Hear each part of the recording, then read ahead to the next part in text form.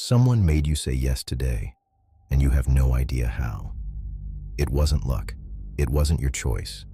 It was a calculated psychological trick, and it's deployed against you every single day. By the end of this video, you'll recognize all 7 of them, and once you see them, you can never unsee them. These aren't theories. They're documented psychological weapons, studied in labs, used in boardrooms, and deployed on you without your consent. 7 tactics, backed by real science, used by advertisers, toxic partners, cult leaders, and the algorithm in your pocket. This is your field guide. It starts with something small, almost embarrassingly small. In 1966, psychologists Jonathan Friedman and Scott Fraser ran an experiment. They asked homeowners if they'd display a small, unobtrusive sign in their window. Most agreed. It was tiny, no big deal. 2 weeks later, they asked a different question. Would those same homeowners allow a massive, ugly billboard installed in their front yard? The ones who had agreed to the small sign? They said yes, at a rate of 76%. The control group, who'd never been asked before, only 17%. This is the foot in the door technique. Small commitments rewire your self-image. Once you've said yes once, you'll keep saying yes to stay consistent. Takeaway. When someone asks for something unusually small, that's the setup. The real ask is coming. But the foot in the door is just the entry level. What comes next is harder to spot. Only 3 left. Offer ends in 10 minutes. 47 other people are viewing this right now.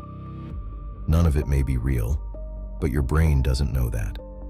In 1975, Stephen Wershel published a study on cookie jars. Participants rated cookies in a full jar as average. The same cookies in a nearly empty jar, they rated them significantly better. The cookies didn't change. The perception of scarcity did. Psychologists call this reactance theory. When you sense something becoming unavailable, your brain inflates its value. This is why Amazon shows only 2 left in stock. Why event ticketing sites display selling fast. Why apps use artificial wait lists.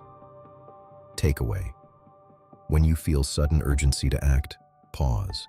Ask, is this real scarcity or manufactured pressure?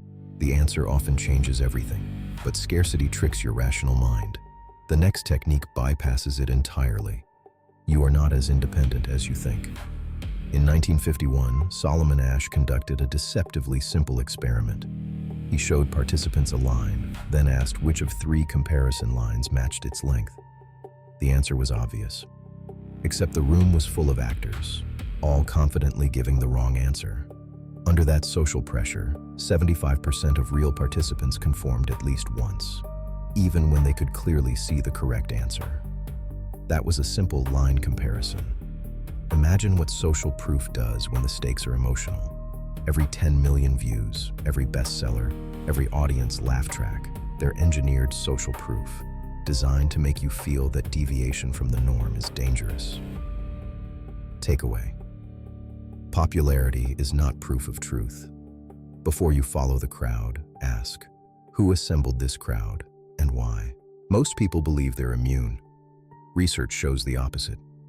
In a 1977 study by Lee Ross, people who had just been educated about cognitive biases showed no improvement in avoiding them, and in some cases, performed worse. Knowing about these tactics doesn't automatically protect you. What protects you is recognizing them in the moment, under pressure, when your emotions are engaged. That's what this video is building. Situational awareness, not theory, reflex. They ask for something outrageous first. The classic study by Robert Cialdini in 1975. Researchers asked college students to chaperone juvenile delinquents on a zoo trip every week for 2 years. Unsurprisingly, nearly everyone refused. Then they asked for something smaller. Would you accompany these kids on a single one-day trip? Agreement rate tripled compared to asking for the smaller favor directly. The psychological mechanism is reciprocal concession. When someone backs down from a large demand, your brain interprets it as a social favor. You feel socially obligated to meet them halfway. Takeaway. Always evaluate the second offer on its own merits, not in comparison to the outrageous first one. This one is different.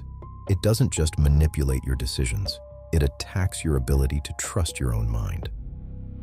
The term comes from the 1944 film Gaslight, where a husband secretly dims the gas lights in the house, then denies it when his wife notices. You're imagining things. That never happened. You're too sensitive. In controlled psychological research, repeated reality denial creates measurable cognitive disruption. Victims begin doubting their memory, their perception, and ultimately their judgment. It's used in abusive relationships, authoritarian workplaces, and, increasingly, in political and media manipulation at scale. Takeaway: your perception is your anchor. If someone consistently makes you doubt your own experience, that pattern is the data, not their explanations. But there's one technique even more insidious than gaslighting. It doesn't attack your memory, it attacks your identity. First, they make you feel like the most important person in the world.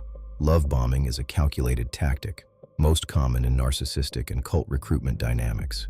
Intense affection, constant attention, grand gestures, all deployed early to create deep emotional dependency. Then, the warmth withdraws. Suddenly, without explanation. What follows is intermittent reinforcement, the same psychological mechanism used in slot machines. Random, unpredictable rewards create the strongest compulsive behavior patterns. B.F. Skinner documented this in laboratory conditions with pigeons. It works the same way on humans. The victim doesn't become addicted to the person. They become addicted to the unpredictable reward, the chase for the next warm moment. Takeaway: if a relationship feels like a slot machine, impossible highs and confusing lows, the pattern itself is the warning. The first number you hear controls everything after it. In 1974, Amos Tversky and Daniel Kahneman spun a wheel in front of subjects. The wheel was rigged. It always landed on 10 or 65. Then subjects were asked, what percentage of African countries are in the United Nations? Those who saw 65 on the wheel guessed an average of 45%. Those who saw 10 guessed an average of 25%. A random number, completely unrelated to the question, shifted answers by 20 percentage points. You see anchoring in every negotiation, every price tag, every was $299, now $99. The first number sets your reference point. Everything else is judged relative to it. Takeaway: before reacting to any number, ask, what number did they show me first, and why? 7 tactics, all documented, all real, all deployed on you every day.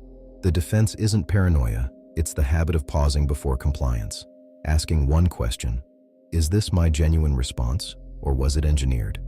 Small demands: notice the setup. Scarcity: pause before you act. Social pressure: evaluate ideas on merit. Outrageous asks: judge the second offer alone. Reality denial: trust your pattern recognition. Intensity followed by withdrawal: read the cycle. The first number you see, treat it as a manipulation attempt until proven otherwise. Psychology isn't used against you because you're weak. It's used against you because it works on everyone. The difference is awareness. And now you have it. If this video made you see something you can't unsee, subscribe. We post every Tuesday and Friday. Because understanding the dark side of psychology is the best thing you can do for your mind.